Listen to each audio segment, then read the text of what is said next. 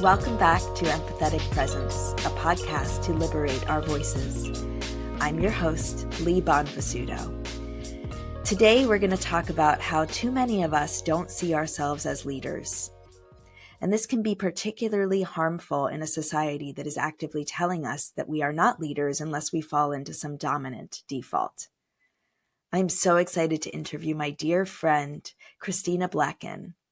Christina is teaching me how to use story as a powerful tool for behavior change. Christina helps us understand why narrative is so important, not just in leading organizations, but in leading ourselves.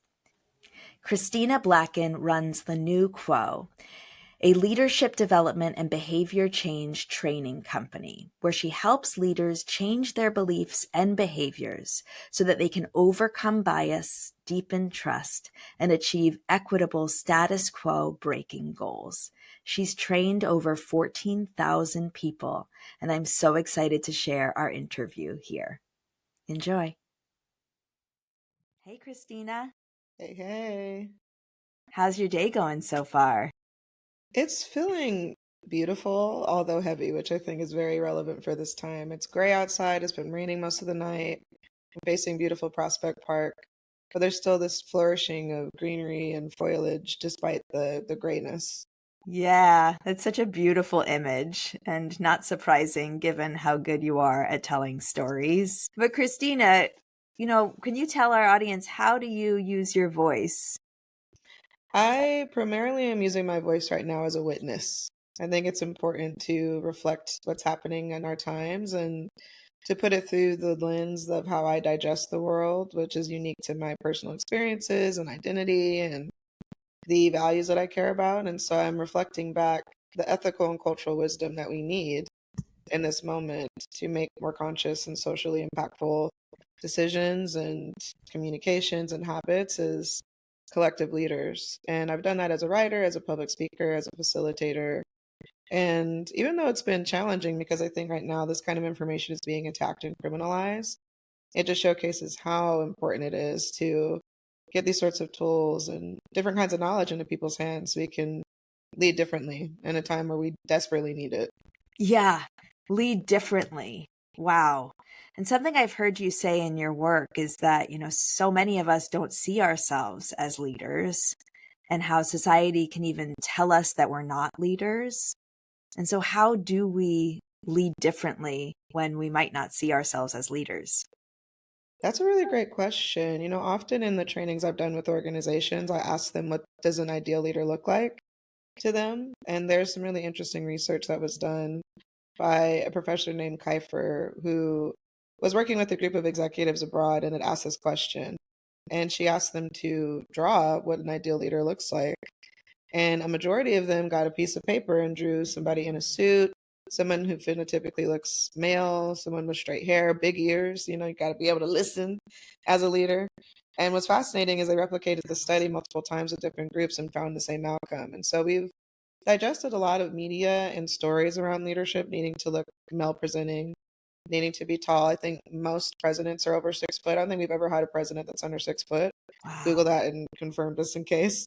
But essentially, there's this really rigid archetype of leadership by both cultural and media narrative, but also by historical and policy practice, where it barred most people, most demographics from leadership positions by law, because it wasn't illegal to be able to vote unless you were a white landowning male for many, many years, especially in the United States. And so I think that has really created these understandable boxes for people where they feel like, if I'm not a guy, if I'm not white, if I'm not straight, if I'm not tall, if I'm not able bodied, I can't be a leader because that's not possible for me. It's not allowed. And undoing those narratives is really tough, because then we see media like Wolf of Wall Street and all of the quintessential businessy kind of narratives that we get about what leadership should look like that kind of reinforces it. So I think one of the biggest things people can do is to unpack and redefine leadership outside of appearance and outside of domination, but really, what is it about when it comes to sharing your voice, moving people towards a goal, and doing that in a mutually beneficial way that can create a new status quo that benefits everyone. That's a definition of leadership that I'm excited about, and ultimately I base a lot of my work in. Wow. There's so much to unpack there, Christina, which is why I wanted to interview you, because I really think that what you're speaking of is this seismic shift, and not just in organizational leadership, but in societal leadership.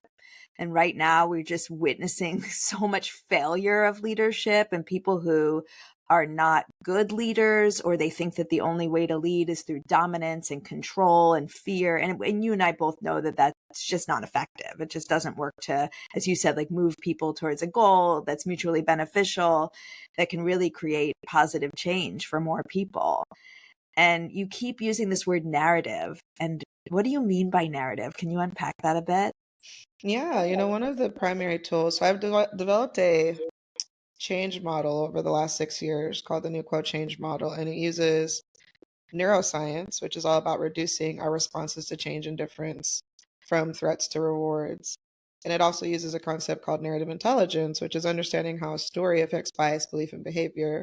And it also uses a concept around DEI, diversity, equity, and inclusion principles. So, how do you get people to react to change and difference with curiosity, with conscious narrative, and then ultimately in a way that can benefit a multitude of people of different demographics? And so, narrative intelligence, when you boil that down, is a concept that was developed by artificial intelligence researchers a few decades ago.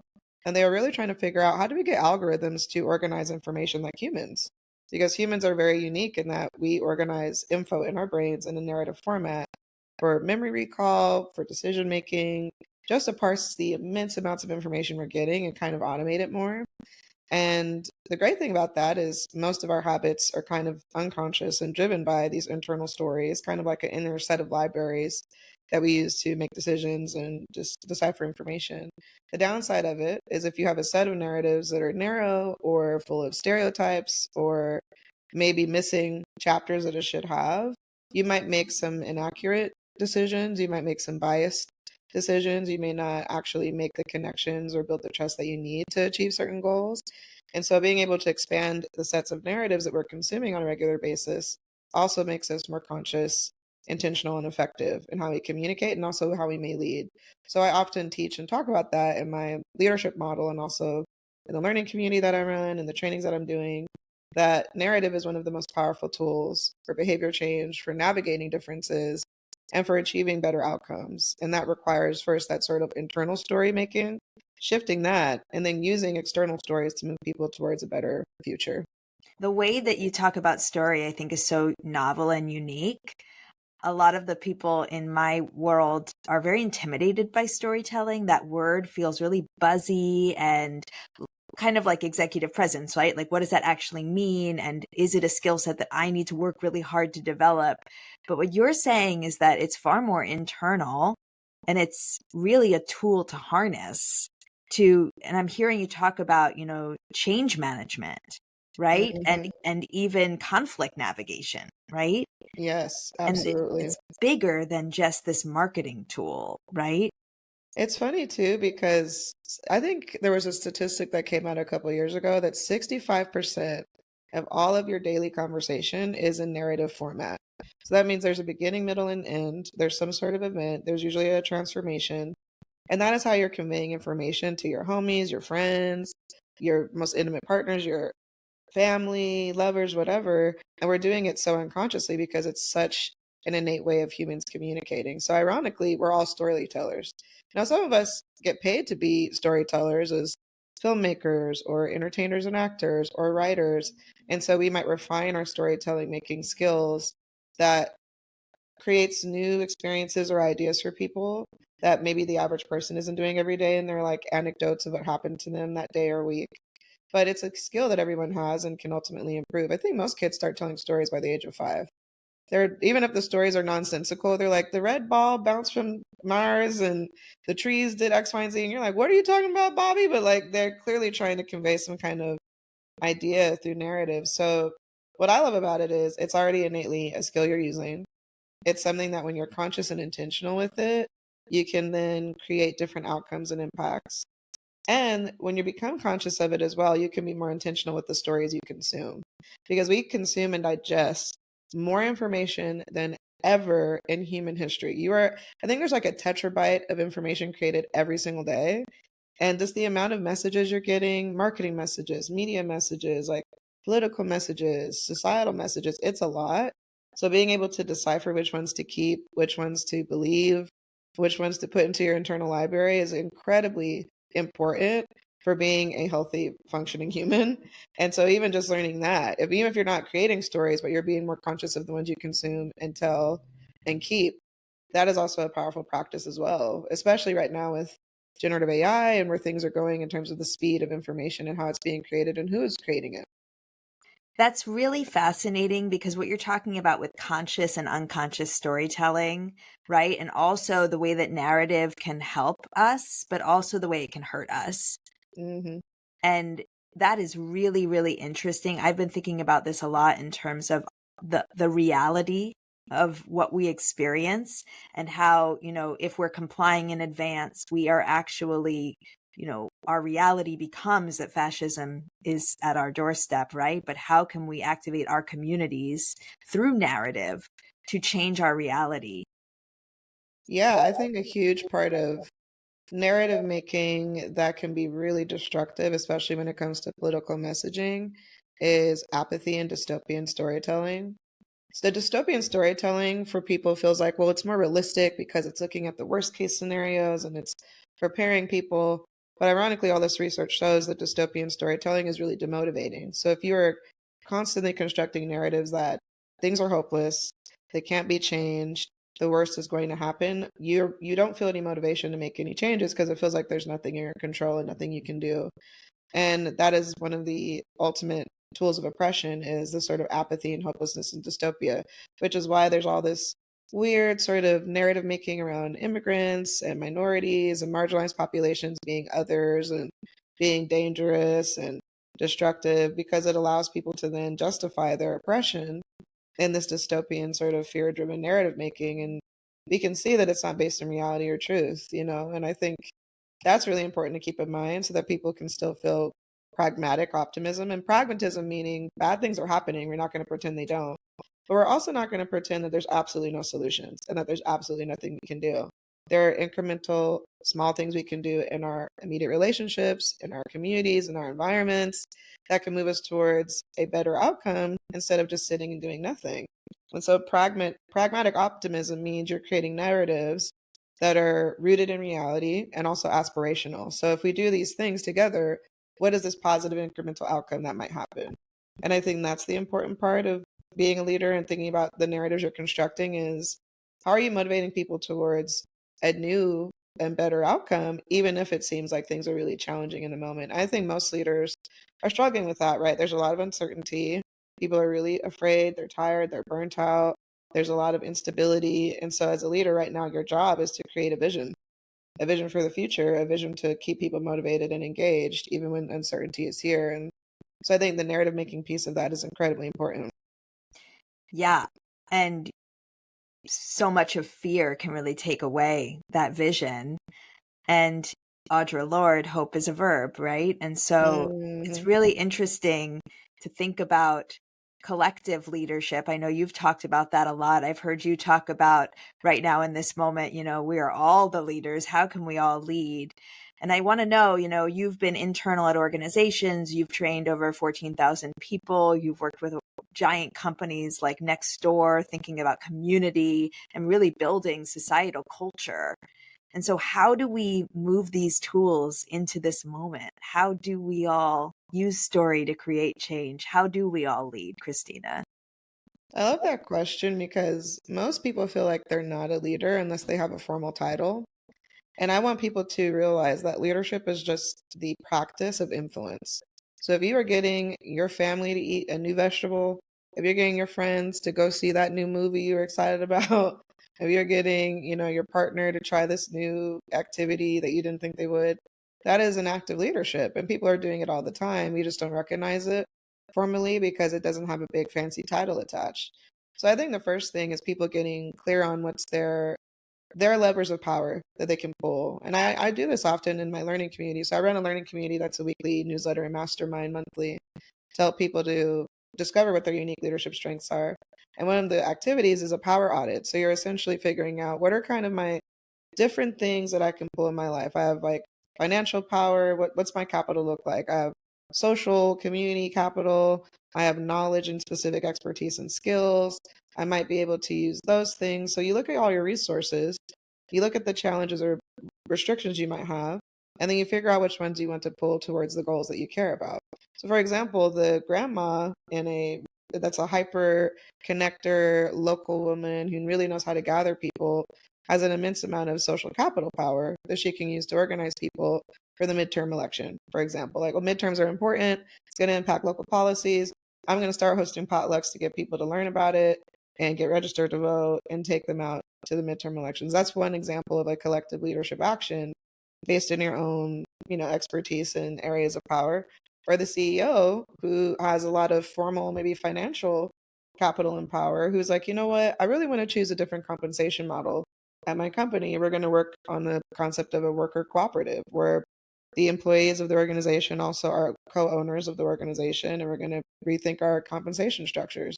How would that help us to empower the employees, for them to have more resources, to give them engaged and retained for the organization, and they can make that decision that creates more equity and longevity for that organization. So those are acts of collective leadership where we're all thinking of our unique strengths. We're pulling those things and we're seeing how it benefits the entire group. And it's funny in the sense that, like, humans are an interdependent species. Everything we do is affected by another human, no matter if we acknowledge it or not. And so when we lean into that collective strength, we can look at this kind of like the Avengers. We all have a unique role to play. And when we are all aligned to our strengths in a way that's beneficial to everybody, we all win. And I think if we looked at it more like that versus the zero-sum game that currently our political leaders are saying, there's only so many resources and only a few of us deserve them. And so we can't practice collective leadership in that structure with those narratives. And that kind of derails everybody. We can't innovate when people are not able to eat their basic needs. So I'm like, how do we innovate as a species if we can't even get the basics of food, water, shelter, education, and security down? And people are hell bent on potentially derailing us from that. And I think this is the practice of it is everybody in their own areas of control in their own communities making small actions that align their daily habits to their values. So if you can close that gap between what you do, make, and say every day with your actual values, I think it will benefit everybody. It'll kind of have a ripple, almost domino effect. Yeah, I agree. And it really takes a certain level of confidence for leaders to engage in shared leadership and collective leadership. I know at the height of the pandemic, I worked with this pizzeria that is employee owned and really practicing shared leadership. And even within this shared leadership structure, having to help every single employee detangle the narratives around power and influence that are so ingrained in our default structures of hierarchy. So I really, really respect that. And I love that, because what we're seeing right now nationally and at a lot of the big companies is real insecure leadership of leaders who don't have that confidence to be able to hear diverse voices and have more voices heard at the table. And this insecurity, this dominance, it's so toxic, and it's such a reflection of their own insecurity. It really is. I think it's such a great term to call it insecure leadership, because the irony of traditional leadership needing to be very dominating and transactional and impersonal is based in fear, right? Where you're like, well, I can't be seen as weak. I can't make a mistake. I can't do things that people might question. And so I'm going to just dominate, don't take any feedback in, don't share power. And that's going to help us feel safe. And we have all of these really powerful pieces of information and research that shows that that doesn't work. It just leads to more distrust and breakdowns, more conflict, more resource inequity in terms of who's getting what they need, and it doesn't really create any kind of security whatsoever. So it's funny that the things that people are grabbing for to not feel insecure only creates more insecurity and instability. And I'm hoping that we're getting to see in real time the failures of the dominant leadership that has been pedestaled and supported and celebrated in our society, which is this very transactional, exploitive, dominating style of leadership, is failing spectacularly. People are unhappy, they're underpaid, they're overworked, they are not getting their basic needs met. And a majority of it is because of bad leadership practices. So I guess the silver lining of this is people seeing that, oh, this narrative that leaders have to be mean and strong and ruthless and almost sociopathic to be successful is a lie.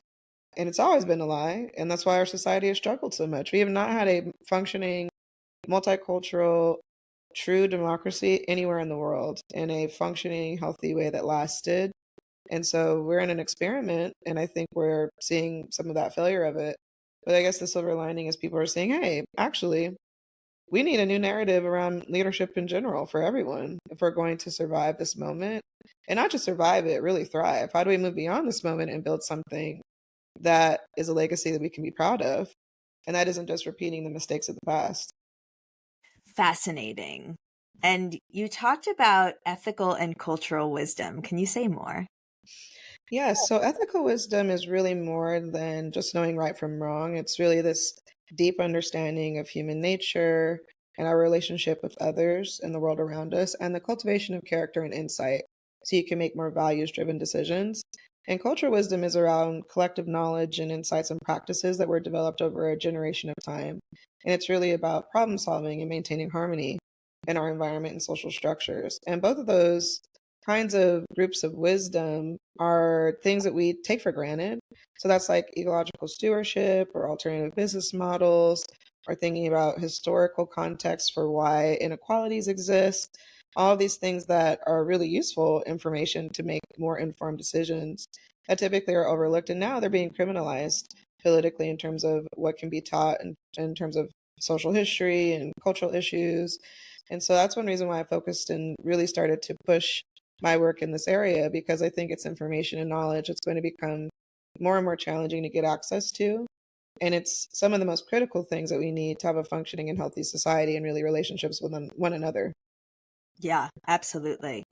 I completely agree. And that's why voices like yours are so important right now, because you can remind us of this wisdom and also just our own power. And I love the way you talked about practice of influence and levers of power. These words, even influence, it's such a weaponized word, right? Of who feels like they can have influence. And even this idea of, if I'm influential, am I manipulative? And, Hmm. even the weaponization of the word power, right? Yeah, there's a lot of hangups and baggage around language, which I think is so powerful and interesting and important, and why people kind of shy away from conversations around power or leadership. And also why I don't even really talk about leadership and lead with the information and wisdom first and how it can improve your life. Even if it's a practice of leadership, some people really don't feel like, oh, leader, that's not me. That's not me. I'm not a CEO, I'm not a manager, or whatever their assumed responses are. And often it's a block before people even get the chance to realize that it's a practice, that all of this is a practice of building your relational skills, your conflict resolution skills, your decision making skills, your self reflection skills, all these things that can help you to live a better life, a more values aligned life, a healthier life, a more well being in your life. And I think if you think of the ultimate goal, I hope it is well being. If we're thinking about like what is the goal of a functioning society, I would hope it's everybody's well being is taken care for spiritually, mentally, physically, emotionally. And if you ask people how do we get there, they'd be like, I have no clue. Right. So I think this ethical and cultural wisdom is one route of helping us to get closer to a society or a goal of well being for everyone. Yeah, absolutely. I even have a few clients within the healthcare space who are now focused on wellness, and that at the deepest level of what does it actually mean to care for our employees, particularly in healthcare settings of caring for the people who care for the rest of us and Mm. making well-being a priority. And it's something that has just been overlooked in our capitalist society. And I think in ways that will continue with AI and technology and really taking over our humanness. And so I really appreciate your work. That I think your work is the foundation for so much of our future moving forward. And so tell us how we can engage with your work, where we can find you. You mentioned a learning community. Can you tell us some more? Yeah, so it's called the NIPO Learning Community. It's more than a book club, it's a mastermind informed by neuroscience and psychology and history. And I send out weekly newsletters on 4 topics. which is Undertold History, Media News Analysis with an Equity Lens, Reveals of Tools and Strategies in Social Justice books that are targeted by bands, and then Original Prose that focuses on social issues. And all of this information is informed by this psychology aspect of expanding the sets of narratives that we consume, the ethical and cultural wisdom that we take in, can help us make better decisions, better multicultural relationships, and achieve more socially conscious goals. And anyone can join. There's a rolling sort of admission. It's a $10 a month fee for the content, or $70 a month if they want to be part of the mastermind. And they can join or get more information at bit.ly/TNQ community, and TNQ is capitalized. And I'm hoping that this is a space for people who are really wanting to lean into this information that's being seen as bad. And there's executive orders trying to remove some of this kinds of information from schools and corporate settings. And I think that individuals seeing the importance of accurate, truthful storytelling that inspires them, that gets them to think differently, that improves their creativity and innovation is so important to building the future that we hope for and weathering this moment of a lot of anxiety and uncertainty. So I'm excited to lean into it and continue it, as a writer, a storyteller, and a facilitator. And also, if people want to just learn more about me, they can go to my site, thenewquo.com. I'm always putting up information around my work, and I do leadership development and training for organizations. And I think even though this is a hard moment, I'm excited in the sense that more and more people are realizing that they are the collective leaders that we need. They are the leaders that we've been waiting for. And if more people can see their power in even just the small day-to-day ways that they're living their lives, I think we're going to create something beautiful beyond this moment that we can't see quite yet, but I know will be possible. Yes. Thank you, Christina. Thank you for all of the work that you do, both for institutions and organizations, but now with this learning community for us, for the people. And your work is so necessary and important always, especially right now. I'm so glad and grateful that we had this conversation. So thank you for elevating a new perspective around us owning our voices in spaces that are high stress and that don't respect us and don't see us as our full, wonderful, complex beings that we are. I'm just inspired by the work that you do because so much of us need those internal tools for overcoming the hormonal, the stress, the anxiety, the things that can get in the way of us being our fullest selves and being the collective leaders that we need. So I appreciate the space you're making and the voices that you're elevating and amplifying. I think that's all part of this work as well. So just admire and appreciate you. Thank you, Christina. And check out the show notes for links to Christina's learning community and the New Quo to learn more about her important work. Thanks so much for tuning in to this interview with Christina Blacken. Please subscribe to the podcast so you never miss an episode. Follow us on YouTube where you can watch us on video, share with a friend, and leave us a review.